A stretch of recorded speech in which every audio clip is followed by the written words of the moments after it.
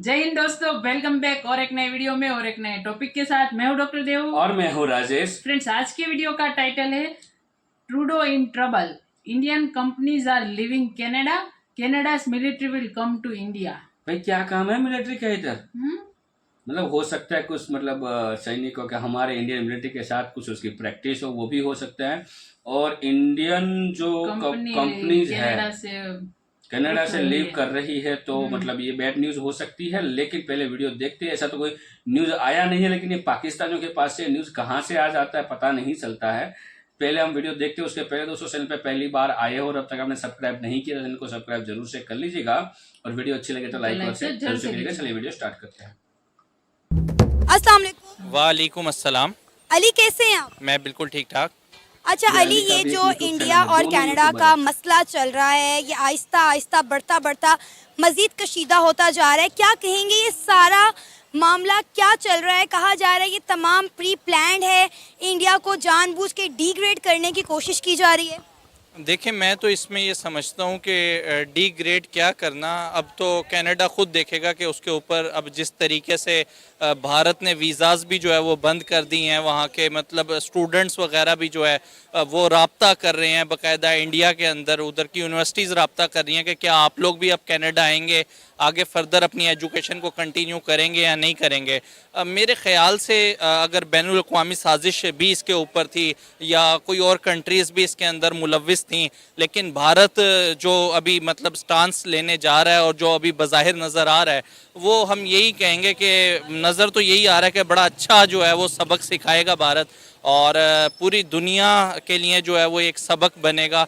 और बाकी जो इशू ये क्रिएट किया जा रहा है स्पेशली खालिस्तान वगैरह का, और इस पे पाकिस्तान ने भी अभी अगर देखें जो हमारे एक्स फॉरेन मिनिस्टर हैं बिलावल भुट्टो, उन्होंने भी स्टेटमेंट जारी की है। मेरे ख़्याल से जहां अमेरिका की बात की जाए, जहां बहुत से ममालिक की बात की जाए, उन्होंने किसी एक नेशन ने भी जो है वो क्लियर किसी के ऊपर जो है वो स्टेटमेंट नहीं पास की। उन्होंने यही कहा है कि हम इस सिनेरियो को देख रहे हैं, लुक आफ्टर कर रहे हैं और इसको इसके ऊपर काम होना चाहिए। लेकिन अल्हम्दुलिल्लाह चूँकि हम एक रिच कंट्री हैं, हमें आदत है कि हम दूसरी कंट्रीज़ के मसले मसाइल में बड़े अच्छे तरीके से जो है इन होते हैं, तो हमने फ़ौरन जो है दोबारा एक दफ़ा फिर एंटी भारत जो है हमने स्टेटमेंट हमारे एक्स मिनिस्टर ने जो है वो पास किया है। और भी बहुत से मिनिस्टर की तरफ से स्टेटमेंट आई है कि भारत देख लें, पूरी दुनिया में जो भारत का चेहरा है वो पूरी दुनिया ने देखा है कि किस तरीके से भारत ने वहाँ पे खालिस्तान इशू के ऊपर जो है वो मर्डर किया है कनाडा के अंदर। तो मैं पर्सनली इस चीज़ को समझता हूँ कि हमें इन तमाम चीज़ों से अवॉइड करना चाहिए था। हमारे अभी अपने मुल्क की हालात जो इस टाइम है, रोटी की फ़िक्र से ही यहाँ पे एक आम आदमी नहीं निकल रहा। अगर हम अपने मुल्क के रहने वाले लोगों के मसले मसाइल पे गौर कर लें, हमारे हुक्मरान पाकिस्तान का सोच लें, तो वो ज़्यादा बेहतर है। बनिस्बत मैं ये कहूँगा कि हम भारत के ऊपर कोई स्टेटमेंट पास करें या कनाडा वाली साइड पे जाएं। कनाडा वाले अपनी अच्छी ज़िंदगी गुजार रहे हैं, भारत आगे तीसरी बड़ी इकॉनमी बन जाएगा। ये बड़े चौधरियों के मसले मसाइल हैं, इसमें हम जैसी कंट्रीज़ को स्टेटमेंट पास करना या इन्वॉल्व होना मैं नहीं समझता कि यहाँ पे। अली, आप बिल्कुल ठीक कह रहे हैं। हम तो ना 3 में है ना 13 में। हमारे फॉरेन मिनिस्टर को इस तरह से स्टेटमेंट देना जो है वो बिल्कुल भी मुनासिब नहीं लग रहा कि आप कह रहे हैं कि इंडिया एक गुंडा रियासत बन गया है, इंडिया एक दहशतगर्द रियासत बन गया है। पहले आप अपने गिरेबान में देखें कि हमारे मुल्क में क्या हो रहा है, हमारे मुल्क में कितने ऐसे मसले हैं जिनको हल करने की ज़रूरत है, हम उन्हें नहीं देख रहे, लेकिन हमने इंडिया के मसले में जो है वो टांग अड़ा दिया। आज भी मैं जब लंच कर रहा था तो मैंने ARY चैनल खोला हुआ था, तो जो निगरान गवर्नमेंट है उसके वज़ीर बैठ के यही स्टेटमेंट पास कर रहे थे कि भारत को हम सही सबक सिखाएंगे। भारत जो है वो अभी समझता नहीं है कि हमारे पास कितनी पावर है। मैं ये समझता हूँ कि ये किसको सुनाना चाह रहे हैं, किसको बताना चाह रहे हैं। पाकिस्तान की ज़्यादातर आवाम इतनी पढ़ी लिखी नहीं है, वो इनकी बातों में आ जाती है, बड़ी खुश हो जाती है इस तरह की स्टेटमेंट से जो है कि भारत आएगा तो मुँह की खाएगा। इस तरह की स्टेटमेंट से वोट लेने के लिए ना अली, आपको नहीं पता इलेक्शन करीब आ रहे हैं, तो हमने अपना वोट बैंक भी तो स्ट्रॉन्ग करना है ना।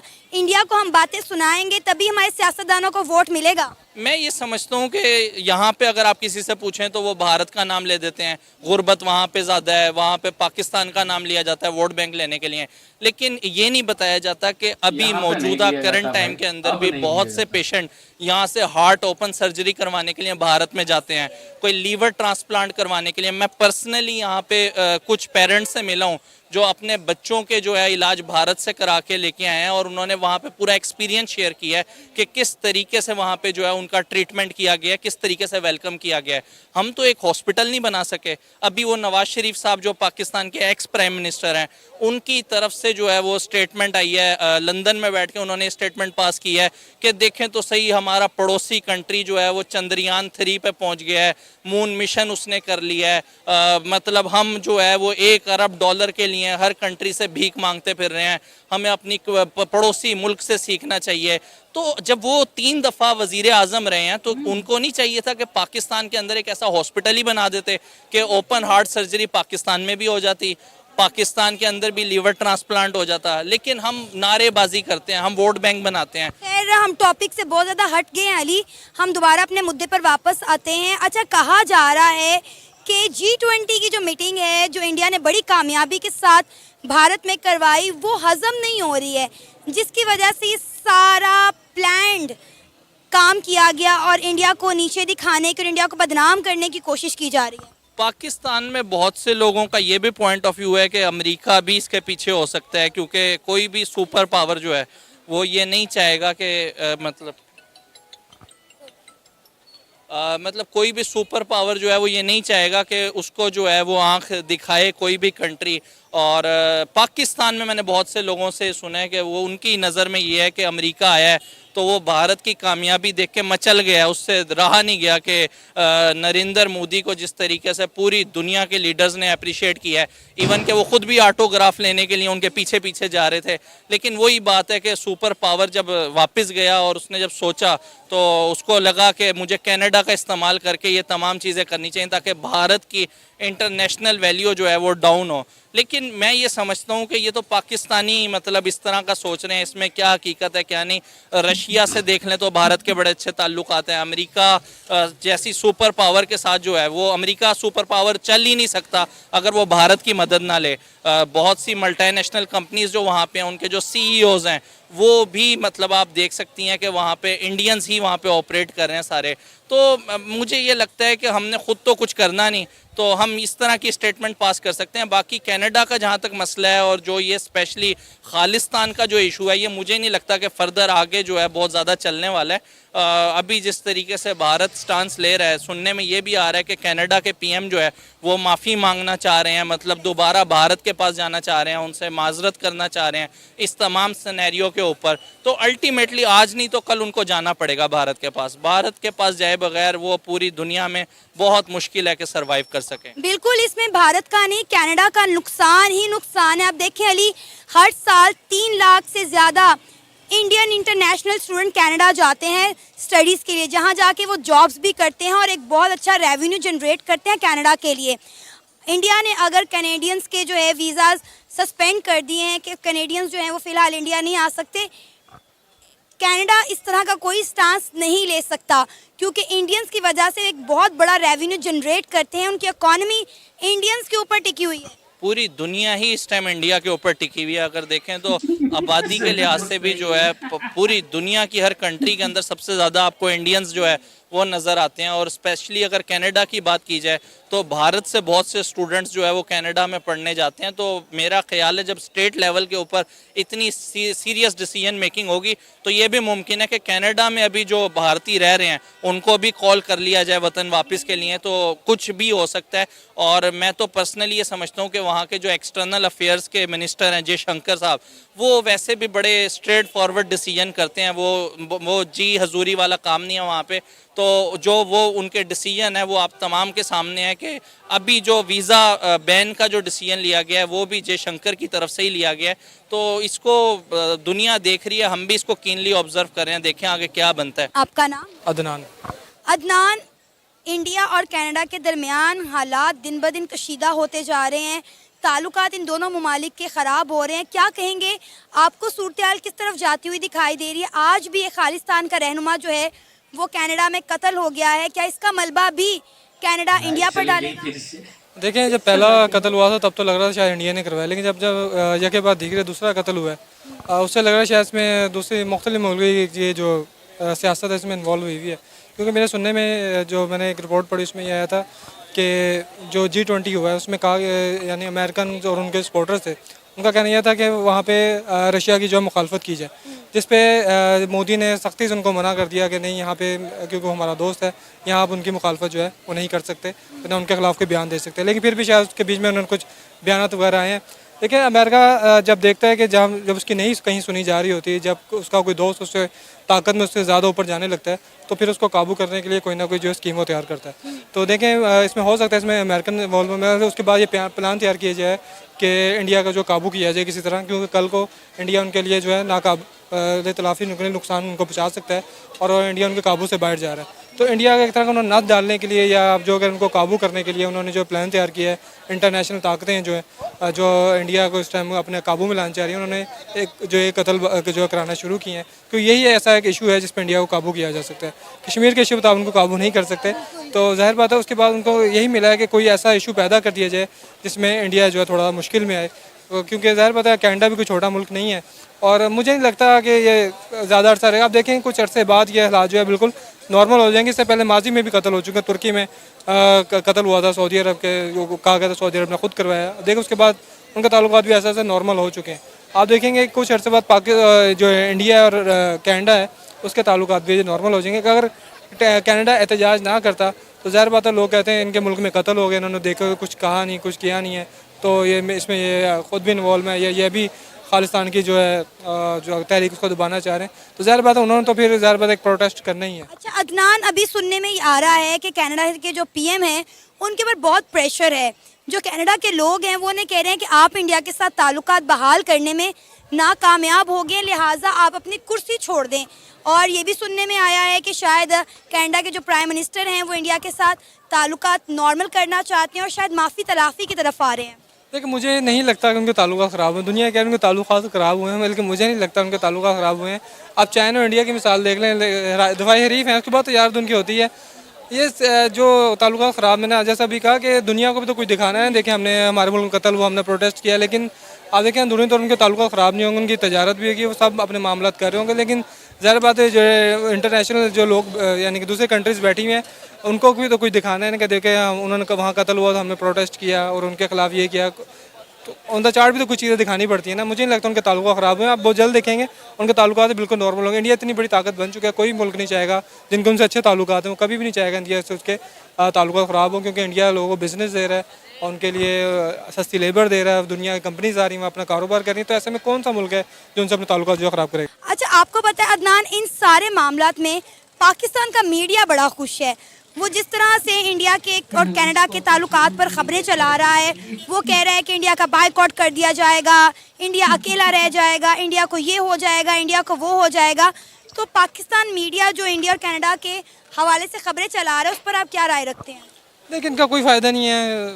अब ये तो होता ही है, ज़ाहिर बात है हमारी उनसे मुखालफत है। ज़ाहिर बात है आपके दुश्मन जब आपने इंडिया को अपना दुश्मन डिक्लेयर किया है, तो ज़ाहिर बात है जो दुश्मन ममालिक होते हैं एक दूसरे की खबरें तो उठाते हैं। आप पाकिस्तान में कोई छोटा सा कोई वाक़या इंडिया उसको उठा लेगा, तो ये दुनिया में होता ही है कि जब भी जो मुखालिफ रियासतें होती हैं वो एक दूसरे की छोटी सी बात को भी चींटी को हाथी दिखा देती हैं। तो ये तो नॉर्मल चीज़ है और ये दुनिया में यही कुछ हो रहा है। और अभी आपको पता है कि इंडिया ने कैनेडियंस के वीज़ा सस्पेंड कर दिए। फ़िलहाल कोई भी कनाडा से इंडिया नहीं आ सकता। आपको लगता है कि इसके रिएक्शन में कनाडा कुछ इस तरह का करेगा इंडियंस के साथ? देखिए, मुझे जहाँ तक मेरे सुनने में शायद उन्होंने कर दिया है कि उन्होंने भी शायद सस्पेंड कर दिया। ज़ाहिर बात है, देखिए जब आप अपना सफीर बुलाएंगे तो वो भी बुला लेंगे। तो ये तो एक तरह प्रेशराइज करना होता है और दिखाना होता है कि तुमने हमारे साथ ये किया तो हम तुम्हारे से ज़्यादा बुरा कर सकते हैं। तो मैं से उनका पूरा राइट है। जब उन्होंने सफीर बुलाया, इंडिया ने अपना सफीर वापस बुला लिया, तो मे भी इंडिया ने पहले कदम करते उनको सस्पेंड कर दिया वीज़ा। तो ठीक कर रहा है, अपने मुल्क के लिए वो ठीक कर रहे हैं, तो यही करना चाहिए। लेकिन अगर कनाडा इस तरह से इंडियंस का वीज़ा सस्पेंड करता है और उनका बायकॉट करता है, तो आपको पता है कि कनाडा को कितना नुकसान होगा माशी तौर पर? देखें, ये वीज़ा सस्पेंड ही इसलिए किया गया है, तो उनको थोड़ा नुकसान हो तो उनको अकल है। देखें, इंडिया इस टाइम जिस नहज पे पहुंच चुका है, जितनी वो तरक्की कर रहा है, तो दुनिया को इस टाइम इंडिया की ज़रूरत है। अब इंडिया के साथ कोई ना भी मुल्क चले तो इंडिया को शायद फ़र्क नहीं पड़ेगा, लेकिन अगर कोई इंडिया से अपने ताल्लुकात ख़राब करता है तो शायद उसको ज़रूर फ़र्क पड़ेगा। तो इंडिया शायद उनको यही बताना चाह रहा है, अगर तुम हमारे साथ थोड़ी सी हमारे खिलाफ जाओगे तो हम तुम्हारे ज़्यादा खिलाफ जाएंगे। और मेरे से होना भी यही चाहिए। मैं पाकिस्तान को भी यही करना चाहिए, जो ममालिक पाकिस्तान के साथ थोड़ा बुरा करते हैं पाकिस्तान को ज़्यादा बुरा करना चाहिए, कि अपने होने का सबूत देने, अपने एग्जिस्टेंस दिखानी चाहिए कि हम भी कुछ हमारे अंदर ही कोई पावर है, हम भी कुछ मुकाम रखते हैं। आपका नाम? बिलाल। बिलाल, क्या करते हैं? मैं स्टडी भी करता हूँ, जॉब भी करता हूँ साथ। ज़बरदस्त। अच्छा, आपको पता होगा इंडिया और कनाडा के दरमियान जो ताल्लुकात हैं दिन ब दिन ख़राब से ख़राब तर होते जा रहे हैं। अब सुनने में आ रहा है कि कनाडा के जो प्राइम मिनिस्टर हैं वो इंडिया के साथ ताल्लुक नॉर्मलाइज करना चाह रहे हैं। वो कह रहे हैं कि चीज़ों को रफा दफ़ा करें। तो शायद सुनने में आ रहा है कि कनाडा के जो प्राइम मिनिस्टर हैं वो इंडिया से माफ़ी मांगेंगे और मामलात को रफा दफ़ा करेंगे। आप इस पर एज अ पाकिस्तानी क्या राय रखते हैं? मैं ये रखता हूँ कि सबसे पहले ये जो सिख बरादरी के ऊपर ये जो अटैक हुआ है, दो जो हैं इनकी ये नहीं होना चाहिए था, ठीक है। और दूसरी बात ये है कि यही खबरें आ रही हैं कि जो कनाडा के वज़ीर आज़म हैं वो ये मामला रफा दफ़ा करना चाहते हैं, सेटलमेंट करना चाहते हैं इंडिया के साथ। लेकिन इंडिया इस टाइम ये नहीं चाह रहा, क्योंकि इंडिया के ऊपर एक नाम लगा है कि ज़ाहिर बात है कि इस टाइम वो तरक्की याफ्ता मुल्क है, ठीक है। जैसे G20 वहाँ पे सबमिट हुआ है, तो एक तरक्की याफ्ता मुल्क है, तो इंडिया चाहता है कि इस पर प्रॉपर इंक्वायरी हो, क्योंकि कनाडा ने एकदम मतलब कि अगर ये जो हादसा हुआ है, जो कि सिखों के साथ जो मामला हुए हैं, उन्होंने फ़ौरन ही इंडियन गवर्नमेंट के ऊपर, इंडिया के ऊपर इल्ज़ाम लगाया कि ये उनकी इराक़ की कोई एजेंसी है, जो भी है उसकी तरफ से ये मामला हुए हैं। तो इस वजह से इस टाइम जो कनाडा है वो चाह रहा है कि ये मामला हल हो जाए, लेकिन ये अभी तक तो मामला हल होते नज़र नहीं आ रहे। बिल्कुल, मामलात हल होते दिखाई नहीं दे रहे, मामलात ख़राब से ख़राब तर होते जा रहे हैं। आपको लगता है कि कनाडा के ऊपर UK, ऑस्ट्रेलिया या USA का प्रेशर होगा, इस वजह से वो मामलात को नॉर्मलाइज करना चाह रहे हैं? जी बिल्कुल, क्योंकि इंडिया को बाकी ममालिक से बहुत ज़्यादा सपोर्ट है। जैसे वहाँ पे जब G20 सबमिट हुआ है तो काफ़ी मुल्क के जो वज़ीर आज़म हैं या कोई भी पॉलिटिशियन हैं, उन्होंने वहाँ पे शिरकत की है G20 में। तो इंडिया को इस टाइम काफ़ी सपोर्ट है इसी वजह से। और ये है कि कनाडा की तरफ से इनको झुकना ही पड़ेगा। कनाडा को मामला, वो चाहते हैं मामला सेटलमेंट हो जाए, क्योंकि जो इंडियन है उसको इस टाइम बहुत ज़्यादा सपोर्ट है बाकी ममालिक की तरफ से भी। बिल्कुल, आप सही कह रहे हैं। इंडिया को इस वक्त पूरी दुनिया की तरफ से बहुत सपोर्ट है और डेफिनेटली ये मामला इतनी आसानी से रफा दफ़ा नहीं होंगे। अगर इंडिया चाहता है इस पर प्रॉपर इंक्वायरी होनी चाहिए तो होनी भी चाहिए, क्योंकि देखें जैसे ही ये मामला पेश आया तो कनाडा ने उनके सफारतकार को मुल्क बदर कर दिया विदाउट एनी इन्वेस्टिगेशन। उन्होंने इल्ज़ाम लगाया, तो इसके रिएक्शन में इंडिया ने कनाडा का सफारतकार जो है मुल्क बदर नहीं किया, लेकिन उन्होंने कहा कि आपके पास 5 दिन का टाइम है, 5 दिन के अंदर अंदर आप इंडिया छोड़कर चला जाएं। लेकिन अब ये सुनने में आ रहा है कि इंडिया ने जितने भी कैनेडियंस हैं उनके वीज़ा सस्पेंड कर दिए। फ़िलहाल कोई भी कनाडा से इंडिया नहीं आ सकता। जी बिल्कुल, ऐसे इंडिया ने डेडलाइन दे दी है उन्हें, सिर्फ 5 दिन के सफारतखाना के, ये सफारतखाने से चले जाएं। यही मसला है ना कि इंडिया के, क्योंकि इंडिया का ये भी कहना है कि जैसे हमारे मुल्क एक तरक्की याफ्ता मुल्क है, आगे G20 सबमिट हुआ है तो इंडिया और आगे की तरफ जाए। जैसे पिछले दिनों खबर थी, उन्होंने मिशन जो किया है चांद पे भी इंडिया पहुंच गया है। उनका कहना है कि ये हमारे खिलाफ कोई ना की साजिश रची जा रही है, किसी भी मुल्क की तरफ से कह सकते हैं कि रची जा रही है, कि इंडिया को दोबारा उनको डीमोटिवेट करने की कोशिश की जा रही है। लेकिन इसलिए इंडिया इसकी प्रॉपर इंक्वायरी चाहता है। और जैसे कि हमारी भी यहाँ किसी पॉलिटिशियन ने ये बयान दे रही है कि इंडिया एंटी टेररिज्म कहा गया है। इंडिया का भी यही बयान है कि जो हमारी जो तरक्की है ना वो लोगों से देखी नहीं जा रही। तो ये सिर्फ एक एंटी टेररिज्म कहा जा रहा है, ऐसा कोई मामला बिल्कुल भी नहीं है। ये था हमारा आज का प्रोग्राम। आपने जानी पाकिस्तानी अवाम। दोस्तों, वीडियो को यहाँ तक देखने के लिए, और मैं पहले बता दूं पाकिस्तानियों, इंडिया कभी भी ऐसा नहीं बोल रहा कि वे हमारी तरक्की किसी और से देखी नहीं जा रही है, ऐसा हमारा कहना नहीं है। लेकिन ये गलत इल्जाम जो मिस्टर ट्रूडो ने लगाया है ना भारत पे, तो उसका ये रिएक्शन है और उस पर रिएक्शन देना भी जरूरी है। कोई कैसे हमें ऐसे ही उंगली दिखा के चला जाए। और इतना बड़ा इल्जाम लगाया है। इल्जाम तो बहुत ही बड़ा है, लेकिन सबसे बड़ी बात ये थी, चलो आप इल्जाम लगाओ, सबका हक है किसी के ऊपर इल्जाम लगाना, ये सबके पास अधिकार है, पूरे वर्ल्ड में अधिकार है।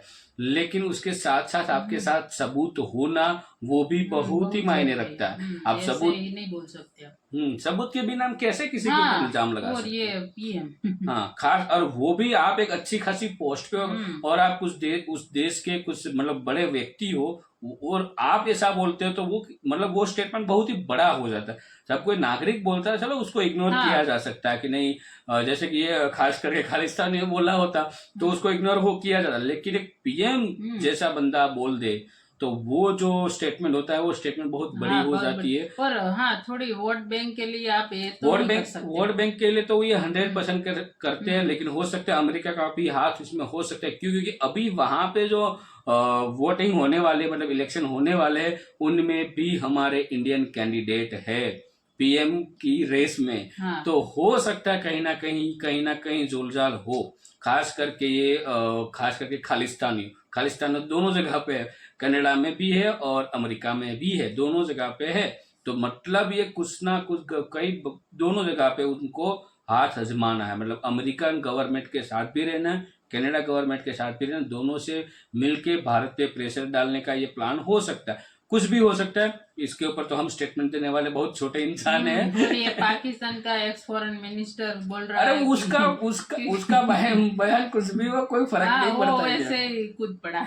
वो तो वो लोगों की भी वोट बैंक की है ना, वो स्टेटमेंट देंगे तभी तो उनकी आवाम को पता चलेगा। अभी इलेक्शन होने वाले हैं इसलिए। हाँ, क्योंकि वहाँ की आवाम इतनी पढ़ी लिखी नहीं है, ऐसा कोई थोड़े स्टेटमेंट दिन के लिए ध्यान भटका देते हैं और न्यूज चैनल भी वही न्यूज चला रही है, इंडिया कनाडा। वही देखो ये सब कुछ जो मामला है, देखो हम तो खालिस्तानी को पूरा इंडिया में इग्नोर ही करते हैं, उसको कोई सपोर्ट कर ही नहीं रहा है, लेकिन ये सब कुछ है ना ये पॉलिटिकली थोड़ा ज्यादा हो चुका है। मतलब ये सब कुछ मतलब पॉलिटिकल समझना बहुत ही मुश्किल है। पॉलिटिकल एक बहुत बड़ा समंदर है, कहाँ से क्या होता है वो हमें पता ही नहीं होता। लेकिन अब जो स्टूडेंट पढ़ रहे हैं पॉलिटिकल साइंस, उसके लिए अच्छा है कि उसको मतलब टॉपिक्स मिलेंगे बातचीत मतलब करने के लिए, तो ये अच्छी बात है। लेकिन जिस हिसाब से खालिस्तानी पसर रहे, बड़े टीम हो रही है, उस हिसाब से जो स्टेप पर काटना जरूरी है और जिस हिसाब से स्टेप लिए गए हैं वो भी एक तौर पे सही है। तो दोस्तों आपकी क्या राय है, आप हमें कमेंट में लिखकर जरूर बताएगा। वीडियो अच्छी लगे तो लाइक और शेयर जरूर से कीजिएगा। मिलते हैं और एक नए वीडियो में और एक नए टॉपिक्स के साथ आपके साथ। टिल देन जय हिंद जय भारत।